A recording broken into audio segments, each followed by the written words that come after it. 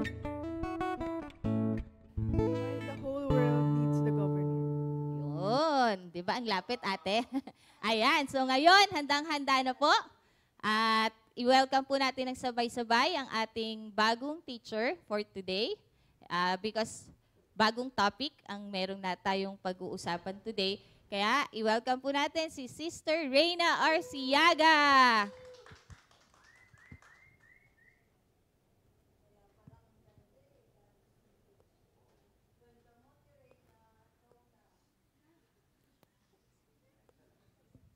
Thank you po.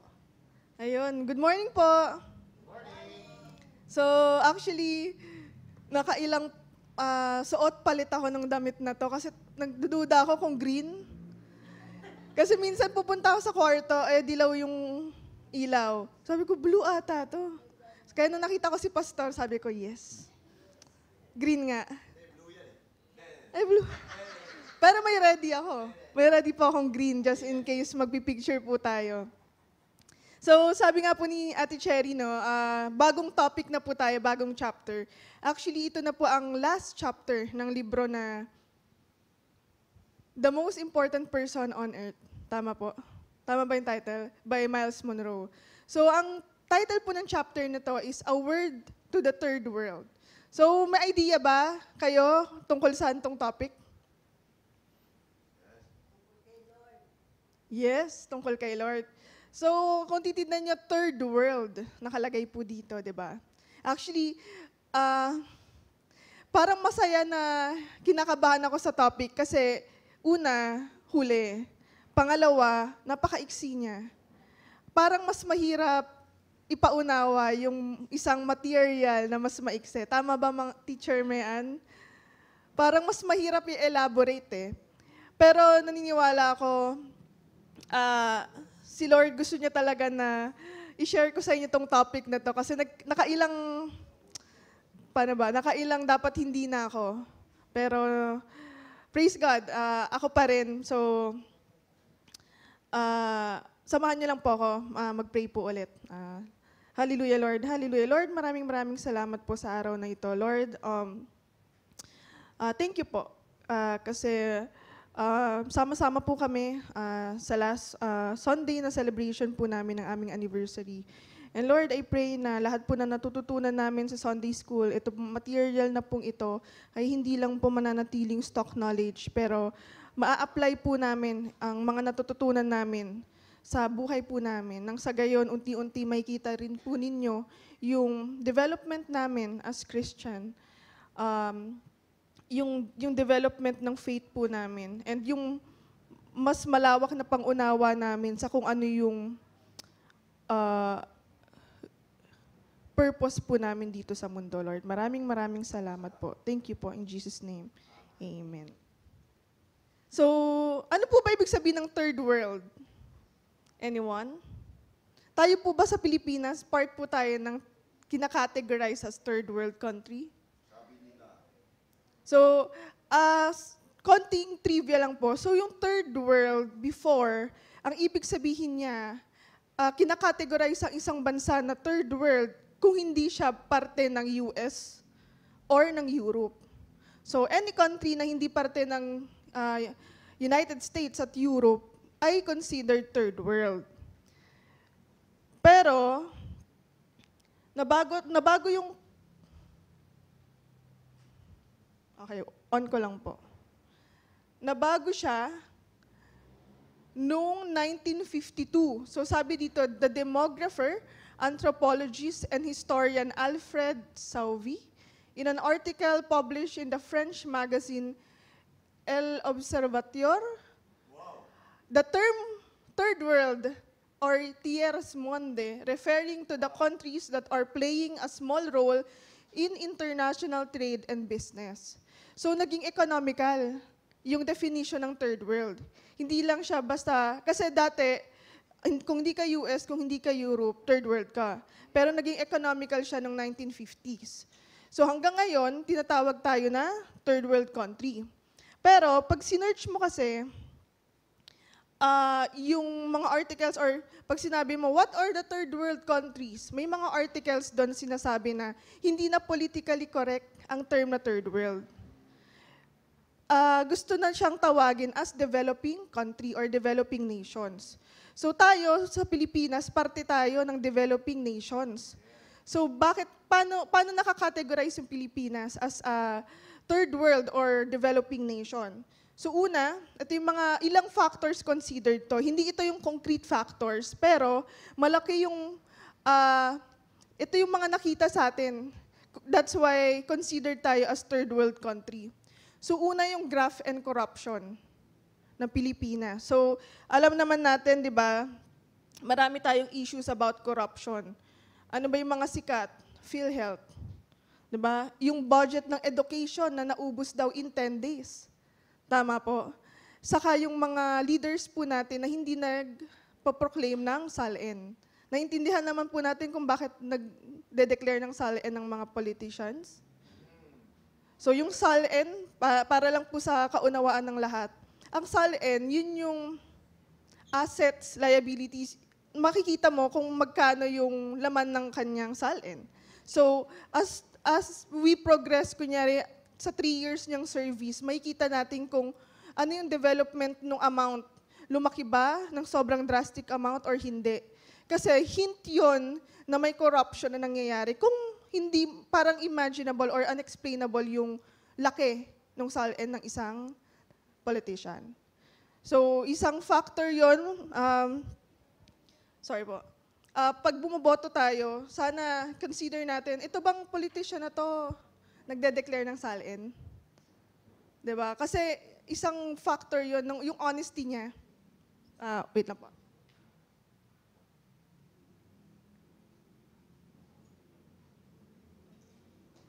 Kasi importante yung dishonesty doon sa magiging service niya. Natutuwa ako sa canon po, no? Ang aming mantra is zero dishonesty. So, magandang mindset yon. I-instill mo yon sa employee mo na tayo dito, hindi tayo magsisinungaling, hindi tayo magbabribe.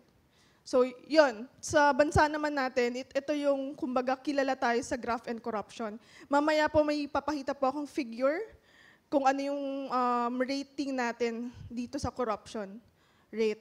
So, second, political dynasties.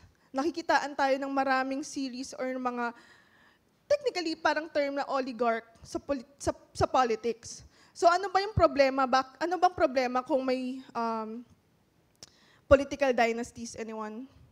Ano yung nakikitang problema doon? So, ang bansa na prone or maraming political dynasty is prone siya sa bribe. Saka yung leadership, yung kind of leadership niya nagiging unified, nagiging control siya ng iisang sector. As much as possible as democratic, gusto nating makikita lahat ng sector na napapakinggan. Kaya ang isa sa nakabasag ng isang political dynasty is si Vico. So ang ganda lang kasi nung nabasag yon, nakita natin yung development ng Pasig. Tama po. So sana ma-inspire din yung mga ibang city na kumbaga mag-isip ng doble kung sa pagboto itong mga political dynasty na to. Third, yung agrarian reform. Ano po yung agrarian reform?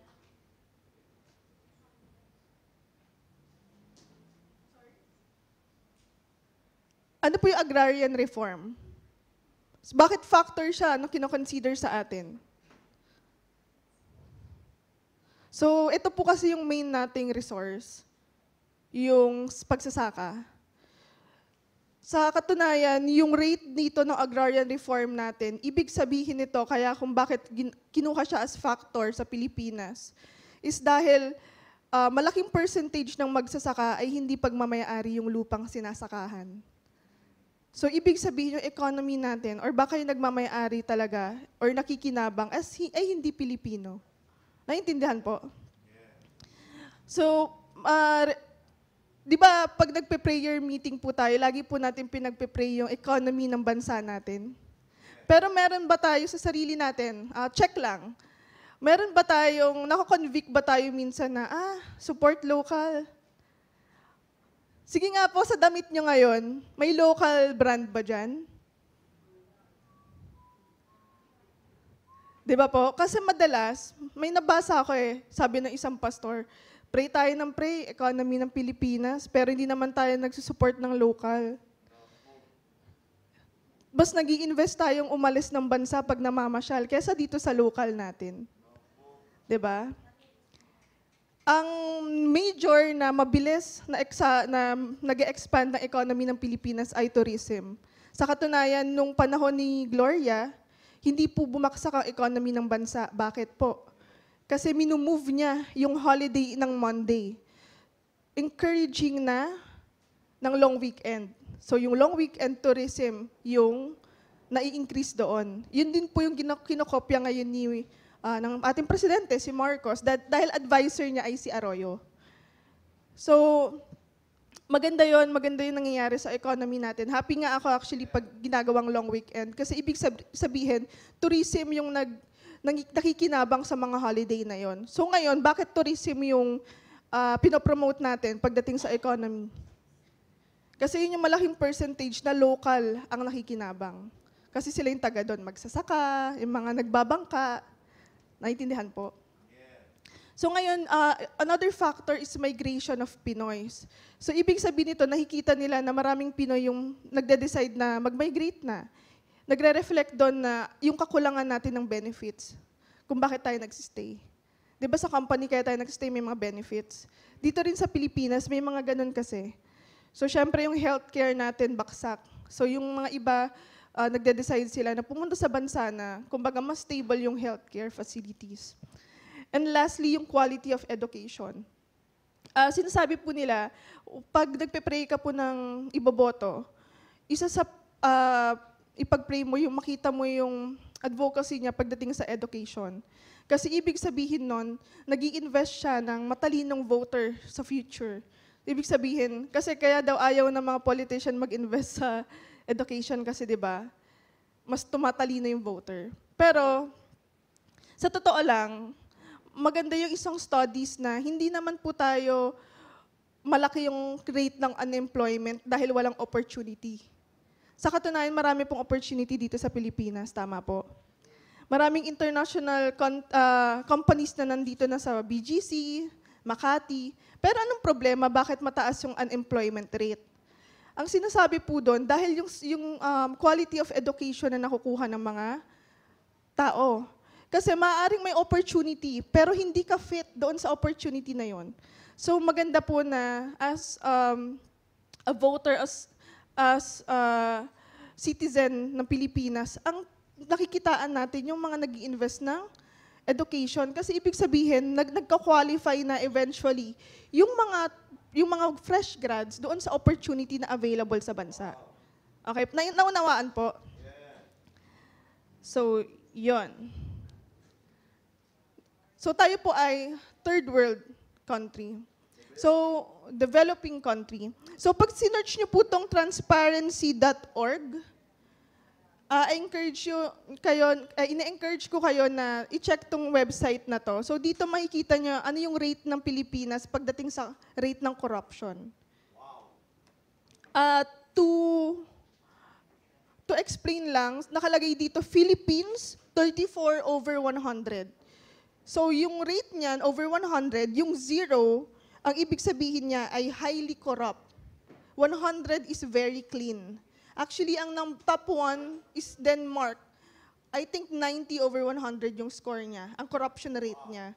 Tayo, wala pa tayo sa kalahati, 34/100. Ang rating natin is 115 of 180 listed countries. So, grabe yung corruption dito sa Pilipinas. Sa katunayan, pag nagpapadala, I believe ng expat, considered tayo as highly dangerous country. Kasi una, dahil mataas yung corruption rate natin, ibig sabihin mataas yung crime rate ng bansa. Ganun lang yun. Ganun kasimple din po yun. So the problems and challenges of third world nations have been addressed through politics, legislation, and humanitarian aid. Di ba marami rin naman pong mga humanitarian aid na For example, yung waves for water para sa mga taong kulang, sa mga nation or mga city, barrio na hindi na kulang sa malinis na tubig. Yun yung mga actions natin dahil as a third world country. Pero sinasabi dito ni Miles Monroe na for powerful and lasting solutions, we have been focusing on the wrong things. Ang pagkaintindi ko rito, kasi itong third world country, nilalagay natin sa kamay natin yung yung future ng bansa natin, which is hindi naman dapat as citizen of the kingdom. So sabi po dito ni Miles Monroe, ang kailangan po natin as third world nation or as developing nation is yung national baptism or the invasion of the Holy Spirit's influence and power in the lives of third world peoples. So, ano bang ibig sabihin nito? Ibig sabihin yung influence ng kingdom of heaven na i-instill sa atin as citizen ng bansa naman. Yun yung dapat ma-practice natin. Hindi natin iaasa like, sino bang binoto mo? Hindi ganun Well, syempre, responsibility natin yun as citizen. Pero, kumbaga, dapat lahat ng actions natin, when we vote, we are led by the Holy Spirit. Ganun po yung sinasabi dito. Next, it is where the Holy Spirit infiltrates a whole nation, from the leaders to the children. So mula sa leader, di ba pinagpipray natin lagi, righteous leaders. Kung hindi man, papalibutan siya ng mga born again para may influence siya. Kumbaga may change sa kanya. Ma-influence siya nung culture, kingdom of heaven culture. And hanggang may instill yon yung service niya, marereflect sa service niya, hanggang sa mararamdaman nung citizen. Sabi rito, through kingdom philosophy, we must align ourselves with the leadership of the King of Heaven, and we must transform our entire outlook so that it is united with His mindset. Ibig sabihin to, nagpapasakop po tayo doon sa leadership ng King of Heaven. Sino po yung King of Heaven? God the Creator. Tama po. And para ma-transform yung entire outlook natin, tinatransform natin yung entire outlook natin sa buhay para yung mindset natin is aligned doon sa mindset ng Panginoon. Okay po? Mabilis lang po itong topic. So the Holy Spirit, ang ginagawa niyo, for a nation to experience this kind of transformation, the governor must live within us. Tayo mismo as citizen. Hindi yung pupunta ka kay presidente na, oy, dapat may Holy Spirit sa'yo Hindi mo gaganinin, mag-umpisahin sa'yo.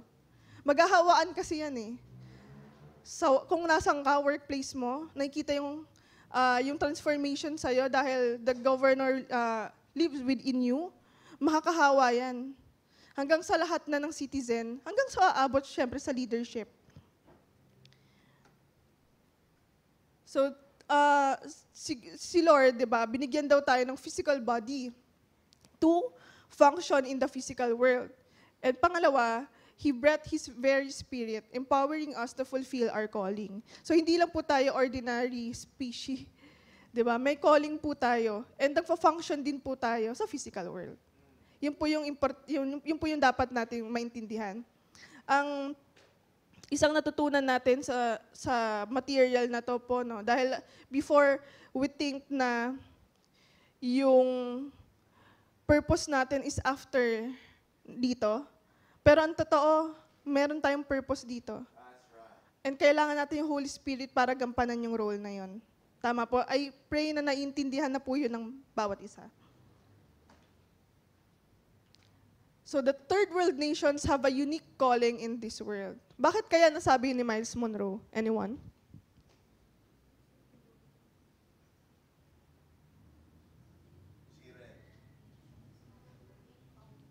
Sorry, wala pong mga verse, di tuloy ako makainom. Ande, kasi ang nagrema po sa akin dyan, mas nakikita kasi yung glory ng Lord sa mga bagay, kumbaga, mas magliliwanag ka sa dilim. Naintindihan po. Kasi kung all okay sa'yo, hindi mo, baka yung dependence mo sa Lord Ganun kasi in-explain ni Miles Monroe na parang, akala mo, yung third world, yung gantong klaseng sitwasyon, dito mo mas mararanasan yung kung paano kayang baguhin kasi nagpapasakop ka, nag-under ka dun sa influence ng kingdom of heaven. Naunawaan po? So third world nations can fulfill their potential with the help of the Holy Spirit. So sabihin mo yan sa sarili mo na, for example, na kahit yung bansa natin ganito, yung purpose natin, kung natatandaan niyo po, meron po tayong nababanggit, di ba, yung mga prophecy po sa atin. And mangyayari lang po yan talaga kung meron din sa atin mismo yung transformation dahil sa Holy Spirit. So only the Creator God, through the working of His Spirit on earth, has the necessary authority, ability, and desire to address the needs of the third world. Kung maaalala niyo po yung nature ng king, hindi siya magpapayag na ma-outgive mo siya. So, i-make sure niya, when you're under His authority, i-make sure niya na lahat ng needs mo, makukuha mo kung ano yung needs din natin bilang bansa. Medyo challenging lang po yung topic kasi parang politics siya eh. Pero the challenge, ito daw yung challenge, sabi ni Miles Monroe. Sabi dito, God wants to enlist you as a third world resident to transform your community and nation into a replica of the kingdom of heaven. Ito po yung last call, ito po yung last chapter na material na to. So gusto ko maintindihan po natin lahat na as third world resident, meron po tayong role, meron tayong ginagampanan sa community natin, kahit dito sa church. Tama po. Kailangan nakikita yung liwanag sa'yo eh. So sabi dito, fill in the blanks. In everything that seems out of your control, remember that. Sige, doktongan nyo. Based sa mga napag-aralan natin.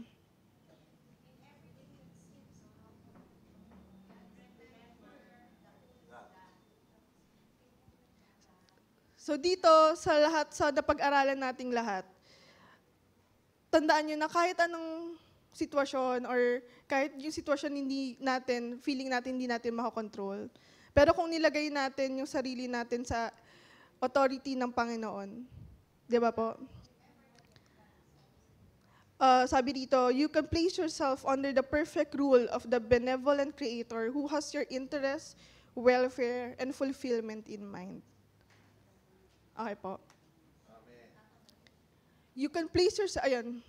Basahin po natin. 1, 2, 3, fire.